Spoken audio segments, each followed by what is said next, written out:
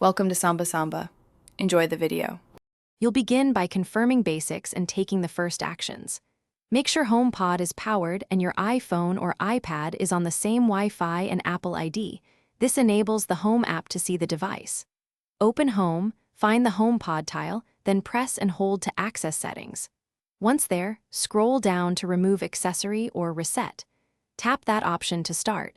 This disconnects configurations and prepares the device for the full reset. Now you'll complete the core reset steps that actually return the unit to factory state.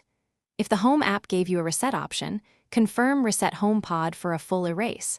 That removes settings and removes it from your home. For a HomePod Mini, you can also hold the top touch surface until the white spinning light turns red and you hear 3 beeps. Throughout this, don't unplug power or interrupt Wi-Fi because the device writes its factory image during that sequence. Finish by setting up the HomePod like new.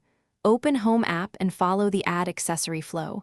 Place your iPhone nearby and authenticate when prompted. If the HomePod fails to reset or reconnect, first power cycle it by unplugging 10 seconds, then retry the reset sequence. Intermittent power or network issues often cause failure. If problems persist after retrying, you may have a hardware fault. Make sure to contact Apple support or visit a service. Thanks for watching. Consider subscribing if we helped you.